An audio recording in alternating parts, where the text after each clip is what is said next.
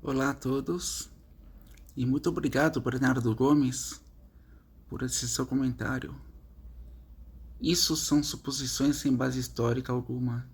De qualquer forma, um desrespeito histórico a uma garota judia que teve uma gravidez inesperada. No conceito cristão, o pecado original foi o sexo. Na forma judaica de se entender o mundo, o pecado original foi a desobediência. Desobediência simples e direta. Deus falou, não coma dessa árvore, foi lá Eva e comeu da árvore, deu para Adão, que comeu também.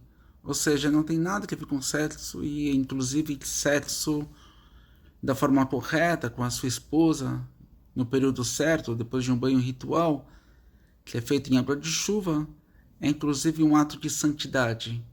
Ou seja, o sexo pra gente, sabendo fazer da forma correta, é santo. Está muito longe de qualquer pecado. E então, quando se fala uma virgem que teve um filho, não faz sentido uma mulher casada e virgem, porque quando uma pessoa se casa e de repente ela quer o divórcio e continua sem ter tido relações com o marido, ela não precisa se divorciar, ela é separada com um casamento não consumado. Então, se ela era casada, então ela não era virgem. É importante que isso seja entendido. E eu quero que você, Bernardo Gomes, me explique esses dois pontos que eu vou pegar da sua Bíblia, do Evangelho. Me explica isso aqui, por favor. Se ela era virgem e para você o sexo é pecado, então me explica esse canto de Maria Magnificata. Bom, Novo Testamento, livro de Lucas, e cumprindo-se os dias da purificação dela, segundo a lei de Moisés, o levaram a Jerusalém para apresentarem ao Senhor.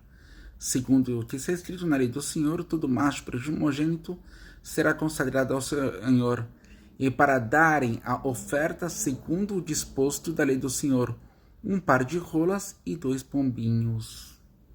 Comparando com a verdadeira Bíblia de Deus, que é o que vocês chamam de Antigo Testamento, nós temos em Levítico 14, 22, 2 rolinhas ou 2 pombinhos, de acordo com suas possibilidades, dos quais uma será destinado ao sacrifício pelo pecado e o outro ao holocausto. Ou seja, se Maria era virgem, a mãe de Jesus, a imaculada, a santa, a mãe de Deus na sua religião, se ela era virgem e para você o sexo é um pecado, então por que ela ofereceu sacrifício de pecado? Qual foi o pecado dela? Eu sei, o padre, um padre do século XVII, eu esqueci agora o nome dele, ele falou que o pecado ao qual ela deu o sacrifício foi o pecado original de Adão e Eva.